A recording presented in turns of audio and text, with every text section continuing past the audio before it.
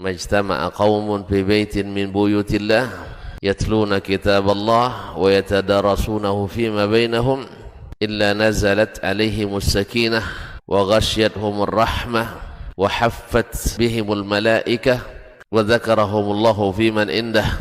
Tidaklah suatu kaum duduk di salah satu rumah Allah membaca ayat-ayat Allah dan sama-sama mempelajarinya kecuali turun kepada mereka as-sakinah, ketentraman dan kenyamanan. Wa ghasyiyatuhumur rahmah, dan mereka diliputi pula oleh rahmat, kasih sayang dari Allah Subhanahu wa taala.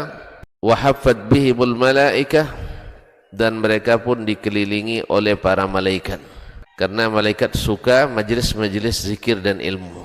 Wa dzakarahumullahu fiman indah, dan Allah akan banggakan sebut-sebut mereka di kalangan malaikat-malaikat yang ada di sisinya, di masyarakat atas. Mudah-mudahan kita termasuk yang sering disebut-sebut di sisi Allah di kalangan para malaikat, dan di akhir majelis ini mudah-mudahan kita pula mendapatkan seperti yang tersebut dalam hadis qudsi, qumu maghfuran lakum, silahkan berangkat.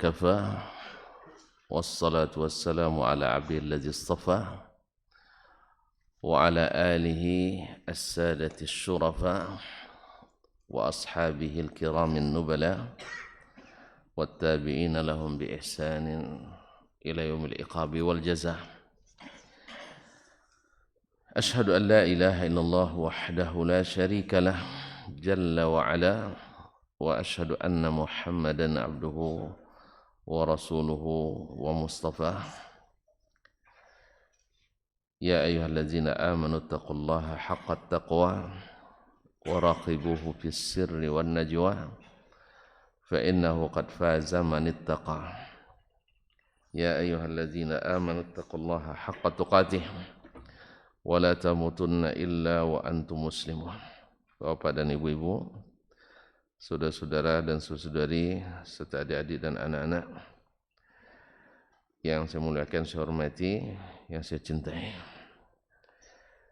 para alim ulama, cerdik pandai, tokoh adat, tokoh masyarakat, al-hadirin wal hadirat, wal mustami'in wal mustami'at, wal musyahidin wal musyahidat, yang hadir bersama di Masjid Zaid bin Thabit radhiyallahu anhu Pekanbaru, ataupun yang mendengarkan melalui Radio Urbani 91,1 FM, ataupun yang menyaksikan melalui media dimanapun berada. Alhamdulillah, subuh ini Allah SWT masih memberikan nikmatnya kepada kita dan mengizinkan kita untuk hadir di rumahnya ini. Mudah-mudahan kita menjadi tamu yang diterima, sehingga ketika pulang kita pun mendapatkan ampunan dan hadiah bersama-sama. Kaum muslimin dan muslimat dirahmati Allah, oleh itu mari kita bersyukur kepadanya. Mudah-mudahan nikmat ini semakin lama semakin terasa dan bertambah. Selanjutnya salawat dan salam kepada baginda Rasulullah sallallahu alaihi wasallam yang sentiasa menyuruh kita, menganjurkan kita untuk selalu menjaga keimanan ini, dan salah satu daripada caranya adalah dengan sentiasa duduk mengaji, memperbaharui iman dengan duduk dalam pengajian. Ma'asyarul kiram dirahmati Allah, mudah-mudahan salawat dan salam juga bersambung kepada anak istri, keturunannya, para sahabat dan para tabi'in yang mengikuti. Mudah-mudahan kita termasuk di antaranya, amin. Ma'asyarul kiram, kembali masih dalam bab Jumalil Faraid, tentang kewajiban-kewajiban yang Allah sebutkan secara mujmal, secara global, garis besar dalam Al-Quranul Karim. Lalu Rasulullah SAW menjelaskan perinciannya, kaifiyat dan waktunya, dan terakhir kita pada alinea 504, wa qala Allahu fis salah. Allah berfirman tentang masalah salat. Masih tentang masalah salat. Kemarin juga tentang salat. Inna salata kanat 'alal mu'minina kitaban mawquta. Surah An-Nisa ayat 102. Sesungguhnya salat itu wajib atas orang-orang beriman menurut waktu yang ditentukan. Menurut waktu yang ditentukan. Artinya salat itu dilakukan di dalam waktu dan dengan kaifiat yang sudah tertentu. Bil munasabah, mungkin wallahu alam tadi di rakaat pertama imam ruku di ayat sajdah, kharru sujadan wa bukiya. Sebagian mungkin ragu apakah sujud atau tidak, termasuk saya yang sujud tadi. Tapi ternyata sami Allahu liman hamidah. Nah, siapa yang kasusnya langsung sujud kemudian bangkit? Nah, apakah dia mengulang salatnya atau membatalkan salatnya atau tidak? Ini masuk dalam pembahasan tadarukul arkan. Bila dari awal kita sudah bersama imam, lalu terjadi ketinggalan rukun karena tidak disengaja, dikira tadi sujud ternyata tidak. Maka kalau ada yang sujud, maka ketika imam mengatakan sami Allahu liman hamidah, maka dia ruku dan cepat mendapatkan imam dalam keadaan i'tidal. Karena tadaruk ruknun wahid, satu rukun masih ditolerir, seperti dalam pembahasan dalam fikih Asy-Syafi'iyah seperti disebut oleh Ibnu Rif'ah dalam Al-Matlab Al-'Ali. Tapi kalau sudah dua rukun ketinggalan, kita terpaksa mengulang salat. Nah, kalau ada tadi sujud saja tidak ikut ruku, berarti salatnya harus diulang. Harus diulang sekarang. Tapi kalau tidak, alhamdulillah. Allah musta'an. Baik, kaum muslimin dan muslimat dirahmati Allah. Fabayyana Rasulullah SAW, lalu Rasulullah SAW menjelaskan tilkal mawaqit anillah, tilkal mawaqit Rasulullah SAW menjelaskan dari Allah juga keterangan itu. Waktu salat. Wa sallas salawati liwaqtiha. Dan Nabi salat menunaikan seluruh salat tepat pada waktunya. Setelah Nabi di Isra dan Mi'rajkan, besoknya Jibril datang mengajarkan. Di hari pertama Jibril salat 5 waktu bersama Nabi di awal waktu. Di awal waktu. Kemudian hari kedua beliau Jibril didatangi Jibril lagi di salat di akhir waktu. Lalu Jibril mengatakan baina hadaini as-salah, atau waktu as-salah. Waktu salat itu antara dua waktu ini. Jadi awal dan akhir. Ma'asyiral kiram ni rahmati Allah Subhanahu wa taala. Fabayyana Rasulullah SAW anillahi tilkal mawqit wa shalla salawati waqtiha. Nabi salat 5 waktu pada waktu-waktu yang telah ditentukan. Dan pada umumnya salat di awal waktu diutamakan. Tapi boleh dilakukan dalam kondisi tertentu di akhir waktu.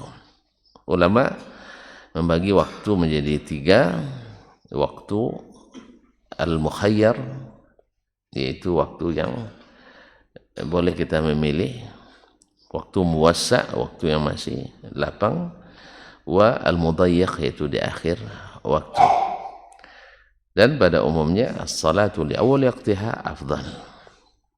Kecuali Imam Abu Hanifah rahimahullah, salat asar bagi beliau disunnahkan atau dianjurkan di akhir waktu lebih afdal. Alasannya adalah sebab ketika dilambatkan salat itu, maka pikirannya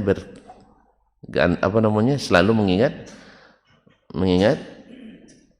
apa? Ingat salat. Jadi karena mengingat salat itu, maka dia ingin dilambatkan. Tapi ini ala khilaf, ini berbeda dengan pendapat jumhur. Kemudian konteksnya, ini sebagian kadang memanfaatkan pendapat Abu Hanifah untuk melambatkan salat, khususnya asar. Dilambatkan sholat karena Abu Hanifah katanya lambat sholatnya katanya. Dia lupa bahwa maksud Imam Abu Hanifah bersama imam. Pahamnya enggak? Misalnya di Masjid Zaid bin Thabit ini imamnya mazhabnya Hanafi. Lalu sholat asarnya di waktu yang ketiga. Di waktu yang ketiga. Waktu yang akhir waktu. Lalu kita ikut imam. Karena dia mazhabnya Hanafi. Tapi di sini apa mazhabnya? Tidak jelas. Rupanya tidak bermazhab di sini kaum muslimin. Baik, di awal waktu atau di akhir waktu. Nah, maksud daripada Imam Abu Hanifah itu adalah imam melambatkan salat asar itu di akhir waktu untuk dan berjamaah. Tapi kalau seandainya karena melambatkan salat itu hilang jamaah, maka tidak ada. Imam Abu Hanifah tidak mengatakan itu. Jelas ya? Imam Abu Hanifah tidak mengatakan itu lebih afdal. Tetap berjamaah lebih afdal. Tapi bila imam melambatkan baru enggak, bila imam melambatkan baru dibilangnya afdal tadi. Jelas? Jadi salatnya konteksnya salat berjamaah, bukan sendiri. Nah, ini kadang tidak diambil secara penuh dari pendapat Imam Abu Hanifah rahimahullah. Sama dengan ketika bayar zakat fitrah dengan uang. Imam Abu Hanifah bukan menjadikan itu dasar utama, tapi seolah-olah itu dasar utama. Sehingga terjadi pula semacam perang dingin antara para ustaz. Itu jangan dipaksa-paksakan itu pendapat ini. Bukan, Imam Abu Hanifah pada asasnya pendapatnya sama dengan jumhur. Yaitu dibayar dengan uang, dibayar dengan bahan makanan. Tetapi bila dibutuhkan betul oleh penerima dalam bentuk uang, boleh, kata Imam Abu Hanifah, bukan dianjurkan. Ini sekarang sebaliknya seolah-olah dianjurkan. Akhirnya fikih itu tidak pakai fikih lagi, tapi adalah menurut keinginan. Allah musta'an. Abu Hanifah sepakat awalnya dengan jumhur Ahmad, Syafi'i, Malik bahwasanya hukum asalnya zakat fitrah itu dibayar dengan bukan beras, dengan bahan makanan. Karena waktu itu mereka tidak makan beras, dengan bahan makanan pokok. Tetapi bila dalam kondisi dibutuhkan dalam bentuk uang, Imam Abu Hanifah mengatakan boleh dibayar dengan uang. Yang lain tetap mengatakan tidak. Wallahu a'lam. Bukan dianjurkan dari uang dari awal, tidak. Iya, bukan dianjurkan dari awal, tidak, tapi di saat dibutuhkan. Idza ihtajan nas ila al-qimah. Tapi sekarang seolah-olah digambarkan bahwa pokoknya dari awal bebas bayar dengan harganya. Wallahu musta'an. Baik, kaum muslimin, fa husira yaum al-ahzab. Nabi pada umumnya salat pada waktunya, tapi pada perang Ahzab kemarin kan sampai di sini nih, perang Ahzab yaitu perang Khandaq, di mana disebut dengan Ahzab. Ahzab itu jamak hizb. Hizb itu adalah kalau sekarang maknanya partai, kalau dulu makna aslinya golongan. Kenapa dengan Ahzab? Karena seluruh kabilah Arab kecuali kabilah Arab ikut mengambil peran. Jadi bukan multinasional, multi kabilah Arab. Ia sepakat memerangi Rasulullah sallallahu alaihi wasallam dan kaum muslimin di Madinah. Maka disebut dengan Al-Ahzab. Kalau lebih tepatnya pasukan sekutu. Sekutu. Tapi sekutunya bukan Amerika, Inggris dan Prancis, tidak. Sekutunya di sini adalah kabilah Arab waktu itu. Sampai mereka menghimpun kekuatan 10.000 orang. 10.000 orang. Lengkap dengan logistik yang lebih dari cukup, dan juga sampai juga membawa grup drum bandnya, grup penghiburnya, yaitu para hamba-hamba sahaya yang ditugaskan untuk menyemangati para pasukan. Jadi ternyata dari zaman jahiliyah sudah ada grup-grup penyanyi yang memberi semangat kepada pasukan sejak jahiliyah. Tapi kaum muslimin ada apa enggak? Di pihak kaum muslimin ada apa enggak? Hah? Bapak punya bukti? Hah? Ada apa enggak? Hah? Baca Quran aja. Baca Quran kesat hati katanya. Allah musta'an. Ada orang bilang kalau baca Quran koye dehnya. Baca hadis keras katanya.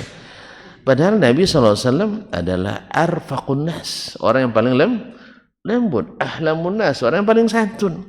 Lalu kalau ikut hadis, Quran dan hadis keras. Padahal Allah adalah Al-Latiful Khabir. Maha lembut. Allah Maha Karim. Maha Rahman. Maha Rahim.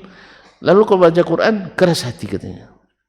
Ini yang menyebut mungkin keras juga hatinya nih, karena jarang baca Quran dan hadis. Kalau ikut Al-Quran dan hadis itu yang lembut, karena Allah SWT yuridullahu bikumul yusr. Cuman masalahnya kita kadang-kadang salah menerapkan Al-Quran dan hadis. Itu masalahnya. Suka cari yang keras-keras saja, yang lembut-lembut. Kalau enggak keras berarti namanya enggak bermanhaj itu. Baru bermanhaj setelah keras-keras. Itu yang masalah kita hari ini. Sehingga akhirnya tertuduhlah Al-Quran dan hadis mengeraskan hati. Semakin mengaji semakin keras hati. Sebenarnya bukan Quran yang salah, bukan hadisnya. Cara ngajinya barangkali yang keliru. Allah musta'an. Kaum muslimin dan muslimat dirahmati Allah. Sebab Nabi SAW ketika berdakwah, jangankan duduk dengan orang yang bermaksiat, yang berdosa, yang bersalah. Dengan orang kafir dia juga duduk berdakwah. Kita dah sadar beda masjid, tidak mau duduk lagi berbincang, berdialog. Tidak mau lagi menyampaikan. Nasihatilah, ini nomornya Ustaz tuh. Tidak akan diterimanya. Sudah diputuskan tidak akan dapat hidayah. Dah pernah itu atau belum? Kan enggak kan? Cuman itulah sudah diputuskan. Siapa itu? Oh, si anu enggak bakal itu. Itu sudah ahli neraka. Itu yang payahnya kita. Nah, jadi kaum muslimin dan muslimat dirahmati Allah SWT, akhirnya gara-gara itu orang menuduh kalau baca sunnah, baca hadis, baca athar pasti jadi orang keras dan kasar. Ini masalah kita. Ma'asyiral kiram. Jadi mereka berkumpul menghabisi Nabi SAW. Targetnya memang Madinah. Kalau Madinah sudah hancur, dia habis karena itu pusat pemerintahan daulah Islamiyah. Ia juga belum, menurut mereka masih sangat muda. Kan baru umurnya 6 tahun. Perang Ahzab itu tahun ke-6 Hijriyah. Baru 6 tahun. Kan masih muda sekali. Negara baru berdiri 6 tahun. Kan masih muda sekali Ustaz. Awak aja yang sudah 76 tahun masih terasa masih muda juga. Masih diombang-ambingkan orang juga kita sekarang. Iya kan? Iya. Iya masih. Kita sama kita aja sudah saling mudah diadu semuanya. Sampai hari ini kita mudah diadu domba oleh orang luar. Awak sendiri diadu domba orang. Ya, karena memang umat Islam juga suka diadu domba. Sikit aja disulut terjadi permusuhan. Akibat apa? Karena kita masih merasa berdarah, masih darah muda. Ma'asyiral kiram. Jadi ini mereka berkumpul untuk ini. Tapi alhamdulillah, walakinnallah sallam, Allah yang menyelamatkan. Ada ide bagus dari Salman Al-Farisi radhiyallahu anhu, karena beliau dulu dari Persia dan dia sudah mengetahui seluk-beluk cara berperangnya orang Persia dulu. Dan orang Arab dulu tidak ada tahu istilah perang gerilya, enggak ada. Mereka perangnya perang berhadapan head to head. Tapi kalau orang-orang Persia, Romawi dah biasa perang gerilya, tembak sembunyi. Tembak, kalau mereka enggak. Kalau nembak itu memang harus maju ke depan. Tidak ada istilah sembunyi. Kalau kita lempar batu sembunyi tangan.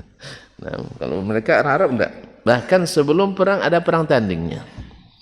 Jadi memang betul-betul perangnya betul-betul terbuka.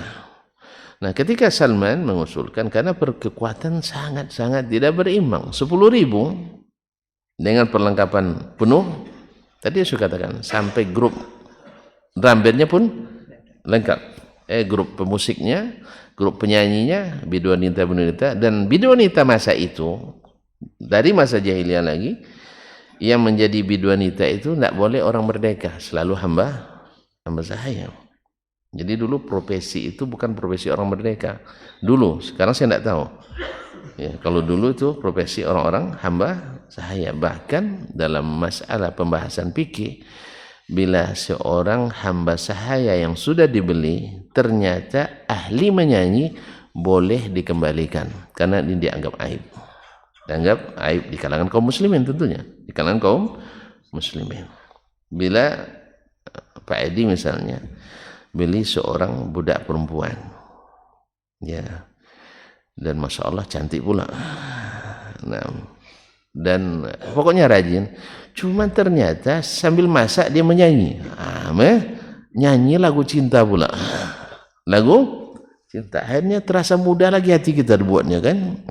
Akhirnya Pak Edi tidak tahan, akhirnya panggil atau telepon si penjual, mohon maaf Pak, saya tidak jadi mau beli ini. Kenapa? Ternyata pandai menyanyi, bikin saya seolah-olah umur 18 tahun lagi katanya. Akhirnya dikembalikan. Secara fikih ini masuk aib yang membolehkan seorang mengembalikan membatalkan jual beli tadi. Ma'asyiral kiram, mereka dengan perlengkapan logistik, makanan, persenjataan yang super lengkap pada masa itu.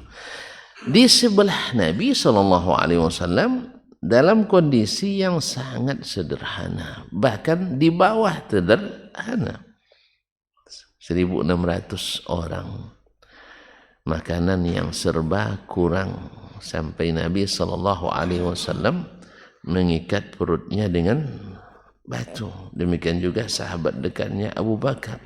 Ma'asyiral kiram dirahmati Allah, sampai-sampai Jabir bin Abdullah radhiyallahu taala anhuma merasa sedih melihat itu. Dia berlari ke rumah menanyakan ada makanan atau tidak di rumahnya.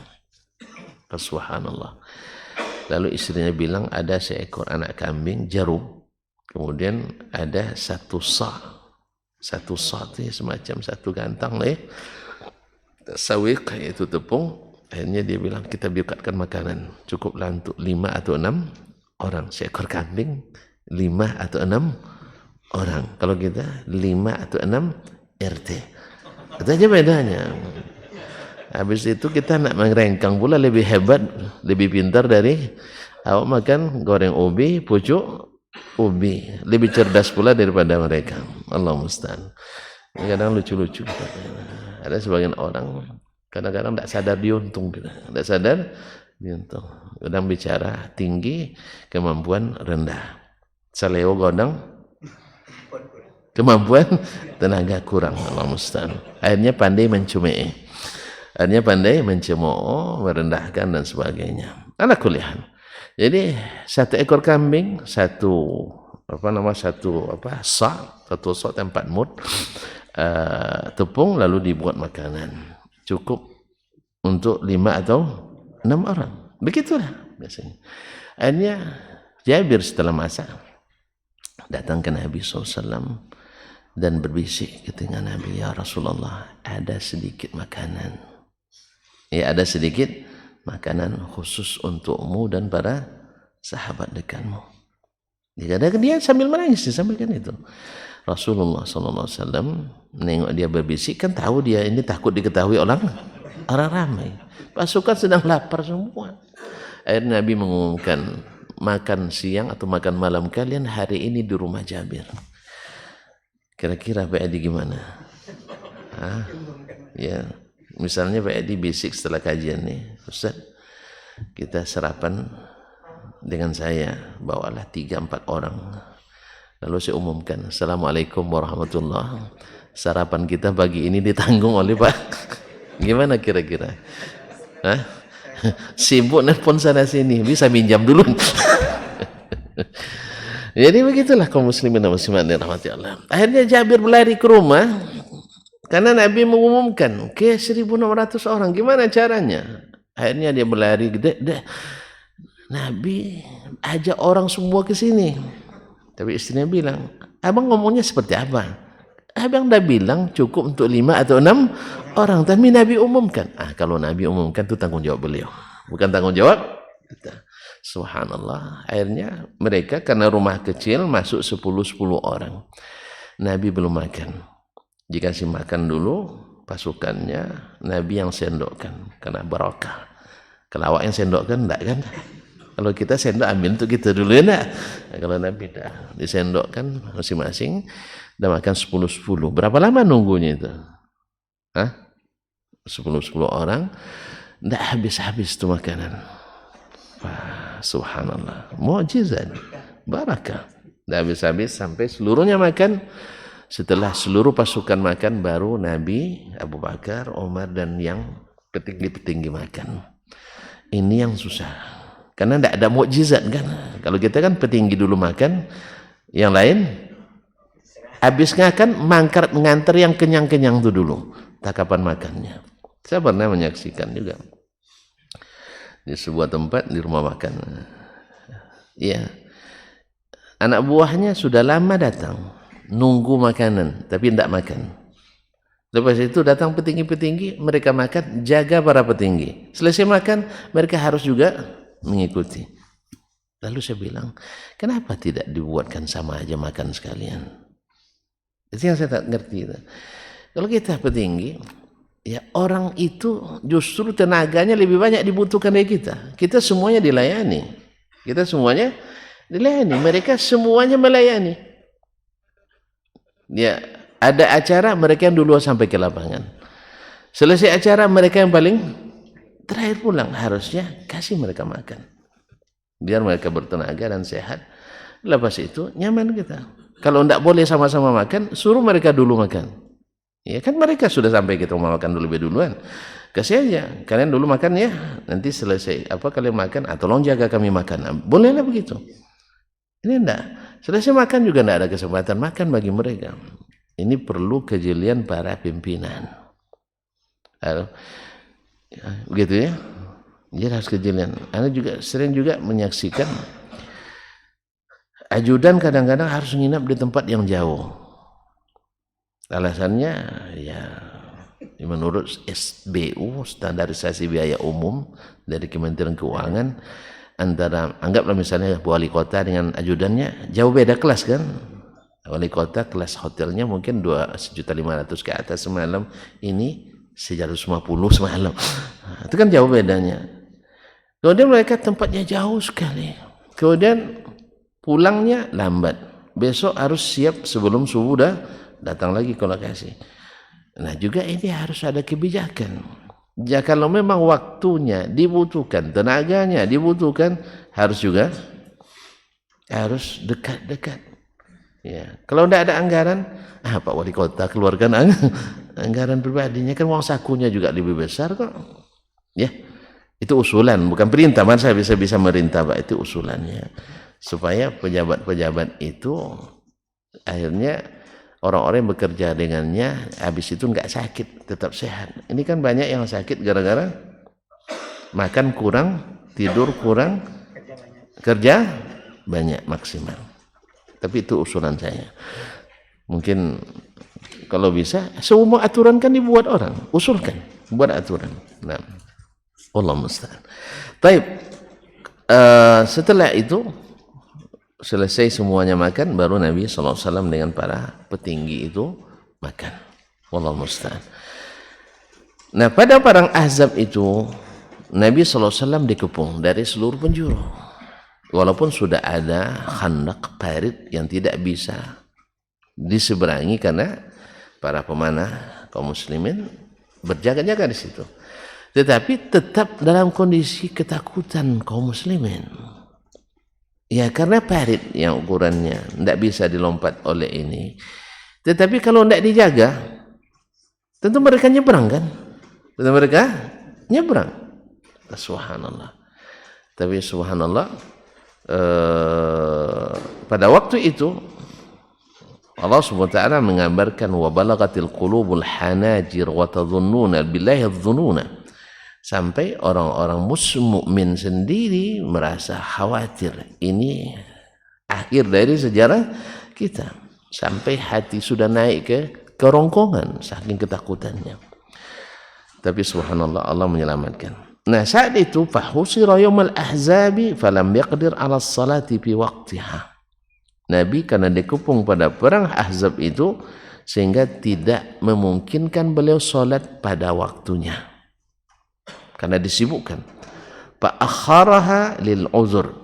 Lalu Nabi SAW lambatkan karena ada uzur tadi. Ada uzur. Hatta shalla adh-dhuhra wal 'ashra wal maghriba wal isya'a fi maqamin wahid. Sampai Nabi akhirnya salat zuhur, asar, maghrib, isya di waktu maghrib. Menjelang isya pula di satu waktu. Wa fi maqamin wahid, di satu tempat. Akhirnya 4 salat dalam satu waktu. Ma'asyiral kiram dirahmati Allah. Ini terjadi pada perang Ahzab. Nanti dinasakh. Tapi ada sebagian mungkin baca kejadian ini Nabi menjamak salat 4 waktu ketika dia musafir ke suatu tugas, misalnya luar negara atau luar daerah, dijamaknya pula 4 kali salat. Kadang-kadang itulah kaum muslimin dan muslimat, macam-macam orang nih, kadang kalau sudah tinggi gelarnya tidak mau lagi belajar, tinggal titelnya, kadang-kadang tidak mau belajar. Ada di antara orang-orang yang dianggap berilmu juga tidak pernah menjamak qasar salat dalam musafir. Kalau ada teman-temannya menjamak dan qasar, dia salat sendiri aja, tetap tidak dijamak dan juga tidak di qasar. Alasannya apa? Susah pasang niatnya. Ini yang aneh juga alasannya. Memasang niat itu payah. Rupanya ada syarat-syarat. Ya, karena kan orang bikin syarat-syarat sendiri kadang.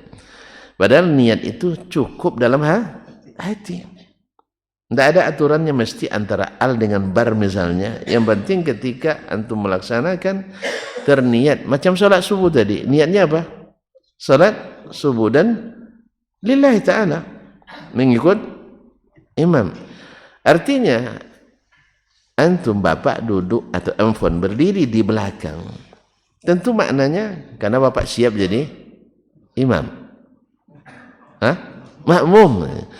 Nah, ketika kita imam tadi maju ke depan sendiri, dia siap jadi imam, sudah niat itu, sudah niat. Datang ke rumah Allah ini untuk salat, pasti di rumah saja lillah, apalagi ke masjid. Jadi jangan dipersulit. Tapi karena katanya sulit memasang niat, akhirnya tak pernah jamak dan qasar. Dan susah pula berjamaah. Karena berjamaah tambah pula lagi katanya. Ya kalau sendiri kan tinggal adaan lillahi ta'ala. Tapi kalau berjamaah, makmuman, tambah satu kata lagi. Ini tambah sulit lagi. Apalagi menggabungkan dua salat. Allah musta'an. Kaum muslimin dan muslimat dimati Allah. Makanya agama ini sebenarnya yusur, tapi ketika dibahas menjadi lebih sulit. Sederhana kaum muslimin dan muslimat, tapi dipersulit oleh. Sama dengan akidah. Datang berita dari Allah dan Rasul, yakini seperti itu. Lalu datang orang bikin kaedah, akhirnya dia sendiri susah memahaminya. Apalagi orang lain, sampai dikatakan ini tidak bisa paham orang awam nih katanya. Pada akidah itu untuk orang awam, untuk orang terdidik sama akidahnya, tidak ada bedanya. Lalu dibuat kayak rumus-rumus sehingga lahirlah istilah khawasul khawas dan seterusnya. Ini makamnya berbeda. Ma'asyiral kiram dirahmati Allah. Akidah itu mudah dipahami, berita yakini karena bahasanya jelas. Wa ma arsalna min rasulin illa bilisani qaumi liyubayyina lahum. Kami tak utus seorang rasul pun kecuali dengan bahasa kaumnya. Bahasa kaumnya supaya dia jelaskan kepada mereka. Berarti keterangan Nabi itu mestilah jelas. Kalau tidak jelas berarti tidak selesai tugas. Kalau tidak jelas berarti tidak selesai tugas. Nah, tiba-tiba kita katakan tidak, di zaman Nabi belum jelas. Sahabat itu tidak paham maknanya. Yang paham adalah kita. Nasallallahu salamatul afiyah.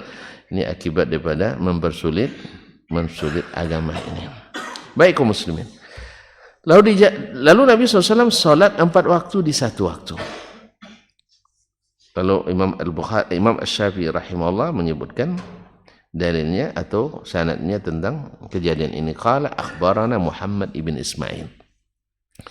Telah menceritakan kepada kami Muhammad ibn Ismail ibn Abi Fudaik an ibni Abi Zi'bin, dari ibnu Abi Zi'bin Muhammad bin Abdurrahman ibn Abi Zi'bin al-Madani sahibul Muwatta.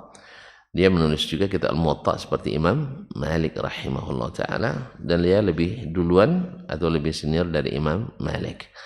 Anil Maqburi, dari Maqburi yaitu Sa'id ibn Abi Sa'id Kaisan Al-Maqburi Al-Madani thiqatun, an Abdurrahman ibn Abi Sa'id, dari Abdurrahman ibn Abi Sa'id Al-Khudri, Sa'ad ibn Malik ibn Sinan, an Abi, dari bapaknya Sa'ad ibn Malik ibn Sinan, salah satu perawi hadis terbanyak yang paling banyak dari Nabi SAW. Qala, dia berkata, hubisna yaumal khandaq anis salah, pada perang Khandaq kami tertahan tidak bisa melaksanakan salat.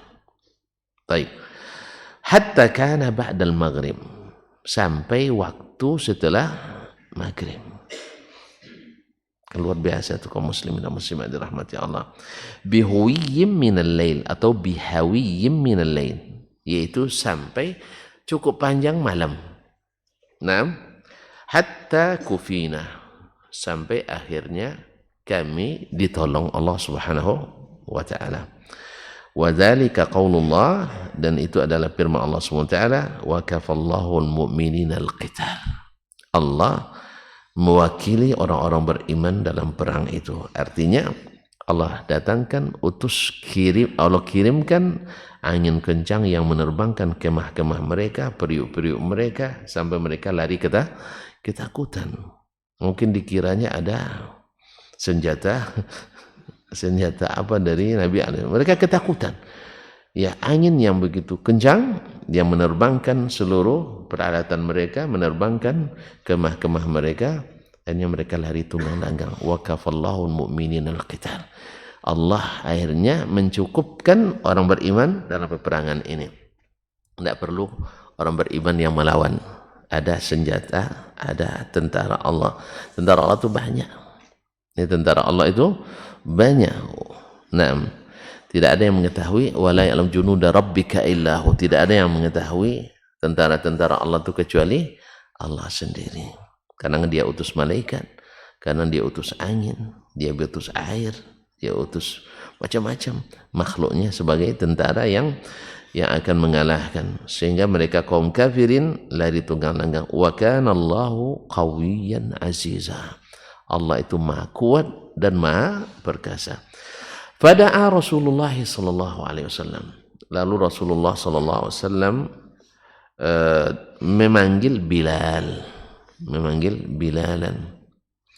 Ma'asyiral kiram dirahmati Allah Subhanahu wa taala, memanggil Bilal, fa amarahu fa aqama adh-dhuhra fa shallaha. Lalu dia perintahkan Bilal untuk mengumandangkan azan dan qamat, fa aqama adh-dhuhr, lalu dia qamat salat zuhur. Fasallaha, lalu Nabi salat zuhur. Fa ahsana salataha, tetap salatnya baik, bagus seperti biasa. Nah, kama kana yusalliha fi waqtiha, seolah-olah beliau salat di waktunya. Artinya tidak beda salatnya di awal waktu dengan salat di luar waktu ini. Artinya Nabi tetap bertenang salatnya, karena musuh sudah dikalahkan. Thumma aqama al-asra, kemudian Bilal qamat salat asar. Fa shallaha hakadha, Nabi pun salat asar di tempat yang sama dan seperti salat di awal atau di waktunya, tidak tergesa-gesa. Thumma aqama al-maghrib fa shallaha, kemudian Bilal qamat salat maghrib dan Nabi SAW salat maghrib kadzalik, seperti itu pula. thumma aqama al-isya, kemudian qamat salat isya, fa shallaha kadzalika aidan, dan salat isya seperti itu pula. Jadi 4 rakaat. Tetap seperti ini. Qala wa dzalika qabla yunzala fi salatil khaufi. Ini sebelum turun ayat tentang salat khauf. Tentang salat dalam kondisi ketakutan, farijalan aw rukbana. Yaitu fa in khiftum farijalan aw rukbana. Kalau kalian dalam keadaan takut, fasallu rijalan. Salatlah dalam keadaan berjalan, au rukbana, atau dalam keadaan berkendaraan. Ini dalam kondisi takut yang bersangatan, mereka tidak bisa berdiri, maka mereka boleh sholat dalam keadaan seperti apa mereka bisa, sambil berlari, sambil berperang, sambil menyerang, sambil lari dan sebagainya. Mereka boleh sholat dalam kondisi itu. Dan sebelumnya kan tidak ada, sebelumnya belum turun. Maka melambatkan atau mengumpulkan 4 waktu ini dalam kondisi apapun sudah dinasakh dengan salat khauf. Dengan salat khauf, dalam keadaan takut boleh salat dalam keadaan seperti apapun, ya. Dan boleh pula di qasar. Boleh pula di qasar. Artinya salat 4 menjadi 2 seperti yang akan dijelaskan. Qala fa bayyana Abu Sa'id, Imam Asy-Syafi'i rahimahullah berkata, Abu Sa'id menjelaskan anna dzalika, bahwa Nabi menjamak 4 kali salat itu qabla yunzilallahu 'alan nabi sallallahu alaihi wasallam al-ayat allati dzukirat fiha salatul khauf. Abu Sa'id Al-Khudri rawil hadis yang langsung menjelaskan bahwasanya itu terjadi menjamak 4 salat dalam satu waktu itu sebelum Allah menurunkan kepada Nabi sallallahu alaihi wasallam ayat yang di dalamnya disebut salatul khaufi. Salat dalam keadaan takut atau salat khauf. Kemudian Imam Syafi'i menjelaskan ayat itu, wal ayatul lati dzukira fiha salatul khaufi, ayat yang disebutkan padanya salat khauf itu qaulullah, adalah firman Allah Subhanahu wa ta'ala dalam surah An-Nisa ayat 102. Allah Subhanahu wa ta'ala berfirman, wa idza darabtum fil ardi, apabila kalian melakukan perjalanan di atas permukaan bumi, falaisa alaikum junahun an taqsuru minas salah, tidak berdosa bila kalian mengqasar salat. Naam, in khiftum, jika kalian takut, ayyaftinakumul ladzina kafaru, kalian diserang oleh orang-orang kafir. Innal kafirina kanu lakum aduwwan mubina, sesungguhnya orang-orang kafir itu bagi kalian musuh yang nyata. Lalu Pak Edi bilang orang kafir, tidak boleh dibilang orang kafir, ya, karena lakum dinukum waliyadin. Ustaz, jangan bilang kafir, kan Allah bilang lakum dinukum wadin, agamamu agamaku. Kan agama, katanya agama berarti kan harus dihormati. Lalu tanya, ini di surat apa? Surat Al-Kafirun. Oh boleh rupanya bilang kafir. Ya Pak ya. Nah, innal kafirina kanu lakum aduwwan mubina, sungguh orang kafir itu bagi kalian musuh yang nyata. Musuh yang nyata.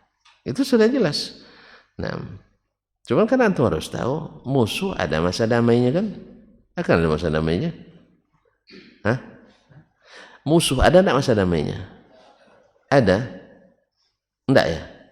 Perang terus? Karena itu kadang-kadang sesama muslim aja bermusuhan kadang, betul?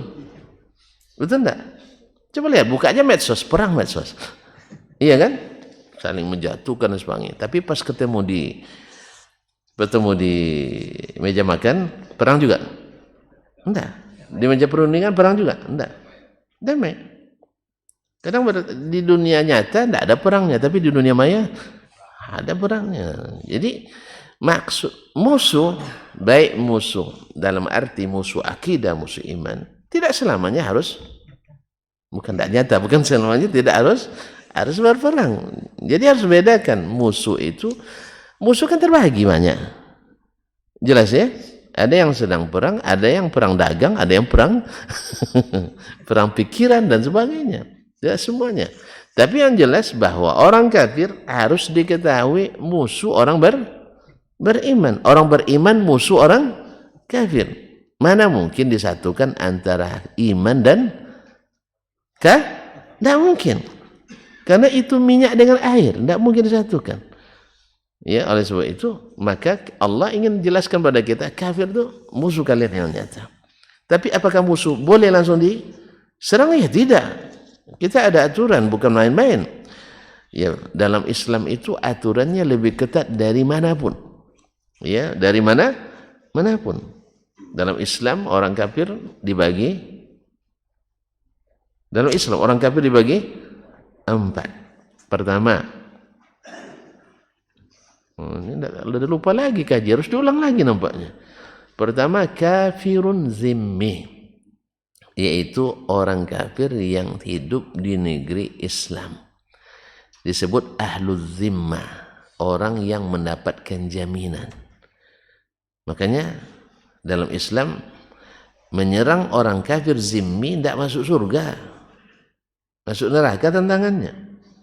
Jelas, bahkan tidak mencium bau surga. Berarti Islam membolehkan kita menyerang orang yang hidup di negeri Islam? Hah? Ya enggak. Sekalipun orang kafir di negeri lain memerangi kaum muslimin, tapi yang orang kafir di sini kan tidak ikut dia. Jelas? Nah, kaum muslimin dan muslimat dirahmati Allah. Kemudian yang kedua adalah kafir musta'man, yaitu kafir yang mendapatkan suaka, perlindungan aman di negeri orang Islam. Tidak aman di negerinya, lari ke kaum muslimin, lari ke negeri kaum muslimin, lalu dia diberikan perlindungan aman atau suaka namanya. Dan suaka ini dalam Islam, ya, kalau sistem lain kan tidak sama. Islam sekalipun rakyat biasa memberikan suaka, maka pemerintah wajib menghormati. Kalau kita kan tidak, dilindungi oleh rakyat tapi pemerintah tak izinkan, tetap dicari-cari, ya kan? Nah itu, mana yang lebih hebat? Mana yang lebih lunak gitu? Islam atau selainnya? Ya Islam. Rakyat jelata sekalipun beri perlindungan, wajib dihormati oleh pemerintah Islam. Kalau di sistem lain tidak, wajib pemerintah. Kalau pemerintahnya zalim, berarti tidak ada yang bisa beri perlindungan. Di sana zalim, di sini zalim, di mana-mana aku dizalimi. Kan itulah. Di sana zalim, di sini zalim, di mana-mana aku dizalimi. Di negerinya, negeri diperintah oleh orang kafir misalnya, dia dizalimi. Lari ke negeri muslim. Kalau negeri muslim dia aman, sekalipun yang memberi keamanan itu adalah rakyat biasa. Kalau sistem yang bukan Islam tidak, harus disetujui oleh pemerintah yang sah. Berarti Islam lebih luas dan lebih lebih fleksibel, lebih aman. Nah, dan ini yang mengusik yang seperti ini juga terancam tidak mencium bau surga. Makanya orang non muslim itu di negeri muslim lebih aman dari orang muslim di negeri non muslim. Enggak, antum sebanyak ini berita tidak bisa antum baca ya. Ya, orang muslim di negeri non muslim tak mendapatkan keamanan seperti non muslim di negeri muslim. Itu di negeri muslim yang umat Islamnya tidak banyak pula paham Islam. Apalagi kalau di negeri muslim yang banyak paham Islam. Ma'asyiral kiram dirahmati Allah. Yang ketiga, yaitu mu'ahad. Yang terjadi ada hubungan perjanjian bilateral atau multilateral antar negara atau antar perusahaan. Orang ini ada terikat perjanjian dengan kaum muslimin, maka juga tidak boleh diganggu. Ancamannya juga tidak membawa surga kalau ada yang menyerang. Ada yang keempat baru kafir harbi, yang head to head dengan kaum muslimin berperang. Ya kalau sudah perang, Masa antum Anda tidak mau perang? Saya tidak mau berperang, gitu ya. Orang dah serang negeri kita atau serang kepentingan kita. Oh, Islam damai, Islam damai, tidak mau perang, gitu ya. Pedangnya sudah di hidung kita, atau pistolnya sudah di kening kita. Maaf Pak, saya tidak perang, saya damai aja lah, gitu ya. Lalu Pak mau apa? Saya mau negara Anda untuk saya. Ambillah, kami damai aja, gitu ya. Tidak mungkin. Ya, dimanapun, bahkan harta kita, kalau dirampok orang, wajib kita pertahankan. Mati, syahid. Atau serahkan aja lah, ambillah semua bang, gitu ya. Gitu ya. Nah, kecuali kita termasuk yang ya takut dan sebagainya, itu lain hal. Tapi kalau yang namanya sudah harbi, namanya saja harbi, perang, kafir yang merangi, baru kita boleh, dan wajib malah, wajib. Jadi semua kafir itu satu derajat. Makanya ketika menyebut kafir musuh, ya memang musuh yang nyata. Mereka takkan pernah mencintai orang beriman. Jelas.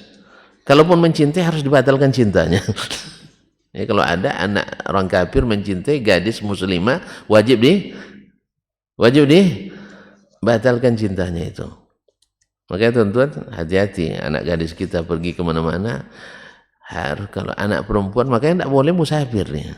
Karena kalau musafir sendiri, anak perempuan itu sangat mudah dibanding anak laki-laki. Walaupun anak laki-laki juga tidak juga cukup mudah sekarang ini. Maka kita dalam mendidik anak memang harus dekat sekali. Dan yang terbaik adalah kalau perempuan cepat nikahkan. Tapi jangan buat statement, kalau kalian sudah menikah berhenti jadi anak saya. Itu yang masalahnya. Hanya anak-anak kita takut semuanya, apalagi laki-laki. Ya, nak nikah ya katanya. Kamu kalau nikah, sedang kuliah, berhenti jadi anak saya. Sedang sendiri aja masih nyandar sama bapaknya, apalagi menua. Kan yang nyuruh kuliah kan kita juga. Kuliahkan dia, kalau dia butuh nikah, maka nikahkan segera. Ini sekarang kan berapa banyak orang berpacaran, karena dia memang butuh. Masa perempuan tidak butuh sama laki-laki, laki-laki tidak butuh sama perempuan. Apakah kita biarkan padahal uang kita banyak untuk belanjainya, tapi kita belanja dia untuk pacaran? Kan dia minta uang jajan kan? Ya minta uang jajan katanya. Biasanya sebulan 3 juta, ada acara bulan ini ya katanya. Biar berapa? 4,5 juta. Rupanya acaranya pergi berdua dengan pacarnya, dibiayai oleh orang tua. Padahal dia suruh nikah, berhenti jadi anak saya. Kalau pacaran, ayah biayai. Allah musta'an. Ini adalah kekeliruan berpikir banyak orang tua kita hari ini. Jadi kalau seandainya sudah menikah berhenti jadi anak, anak tentu tidak bisa mandiri. Setelah tidak nikah pun selesai kuliah, ada S2 pula, tidak juga mandiri, ngurus kamarnya aja tidak pandai dia bersihkan sendiri. Kita juga yang didik mereka seperti itu. Ya kan, nak bekerja nak, jangan nak, nanti jatuh katanya. Itu ada pembantu. Akhirnya semuanya bantu. Ngurus kamarnya juga dia tidak bisa. Allah musta'an. Kemana-mana kita Pak ini. Gara-gara masalah orang kafir itu musuh yang nyata. Itu pasti. Tidak bisa dirubah-rubah nih ayat Al-Quranul Karim. Cuman musuh seperti yang saya katakan tadi. Sesama muslim saja, ada tidak yang bermusuhan? Ada kan? Tapi boleh dia menzalimi? Ya tidak boleh. Orang memusuh kita, ada nggak sekarang Pak ini? Ada kan? Tapi apa boleh dia nyerang kita? Ya enggak. Yang namanya cinta, benci itu ada. Benci, cinta itu ada. Ya. Kan kita bilang itu musuh saya tuh katanya, musuh saya. Tapi saya lihat Ustaz makan dengan dia kemarin. Ya namanya musuh seperti itulah.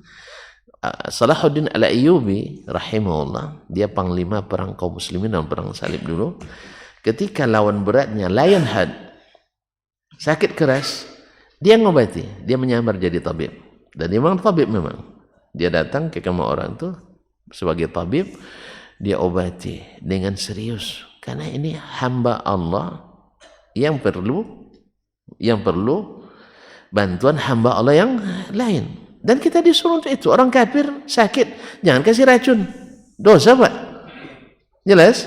Mentang-mentang antum dokter, ini orang kafir saya kasih formalin langsung dalam tubuhnya. Jangan. Dosa antum. Ini amanah. Kita tidak boleh menghilangkan jiwa tanpa hak. Jelas, Pak Adi?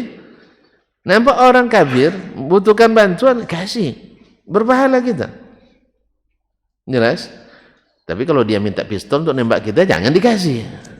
Atau minta tanda tangan untuk membeli negara kita, jangan dikasih. Jelas? Jadi minta tanda tangan Bapak supaya negara Bapak untuk saya, katanya. Dikasih? Jangan dikasih. Tapi kita tidak boleh menzalimi hak mereka. Ini yang harus didudukkan masalahnya. Sebab orang kalau sudah dimusuh, mesti angkat senjata terus, gitu ya? Enggak. Nah, saya kira jelas ya.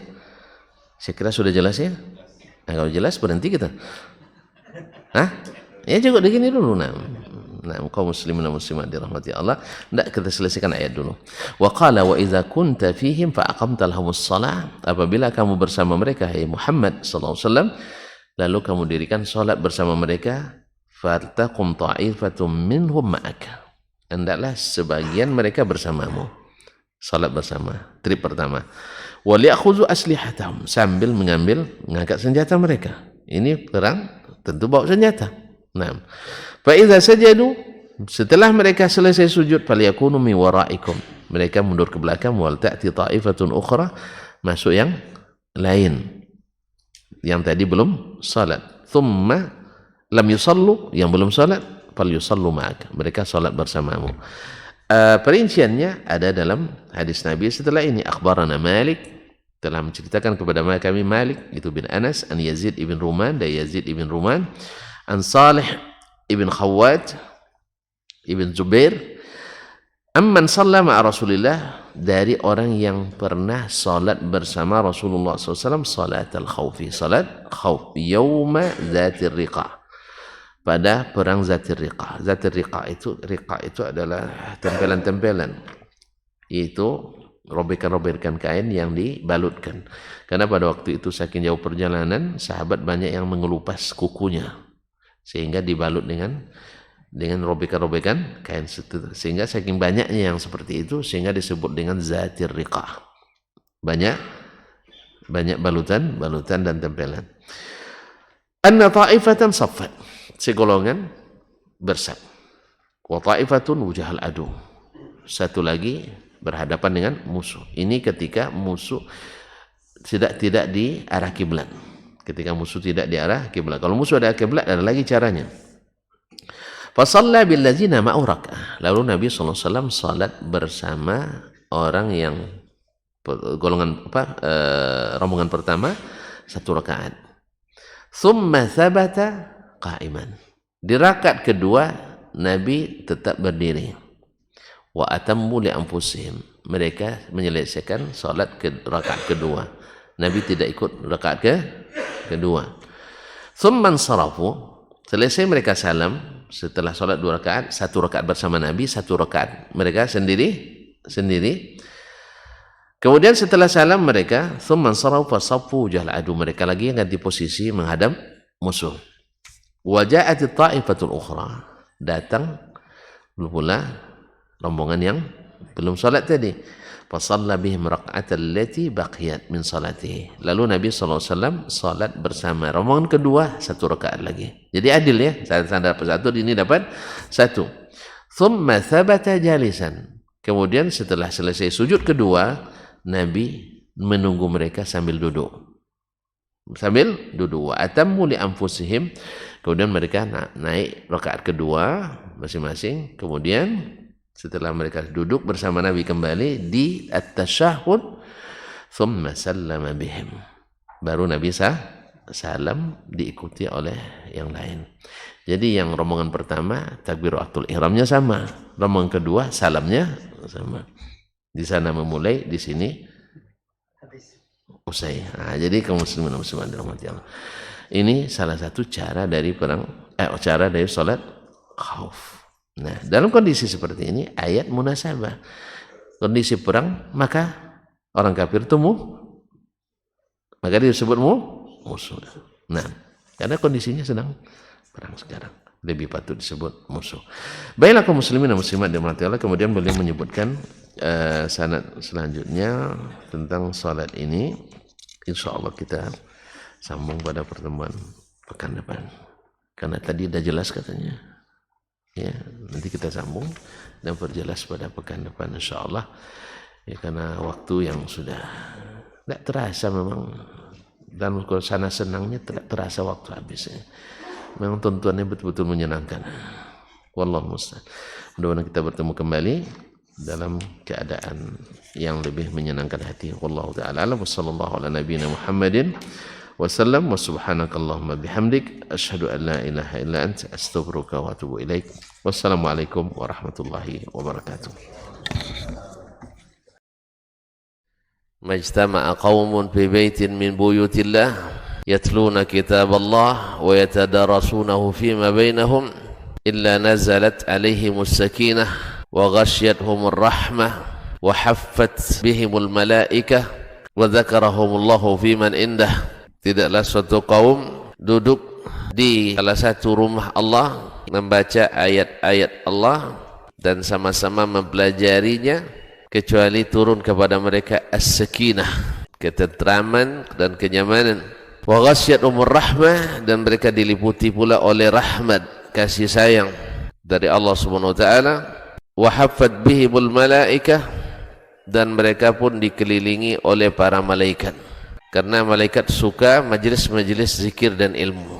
Wa dzakarahumullahu fi man indah, dan Allah akan banggakan sebut-sebut mereka di kalangan malaikat-malaikat yang ada di sisinya, di masyarakat atas. Mudah-mudahan kita termasuk yang sering disebut-sebut di sisi Allah di kalangan para malaikat, dan di akhir majlis ini mudah-mudahan kita pula mendapatkan seperti yang tersebut dalam hadis qudsi, qumu maghfuran lakum, silahkan berangkat meninggalkan majlis ini dalam keadaan diampuni dosa-dosa kalian.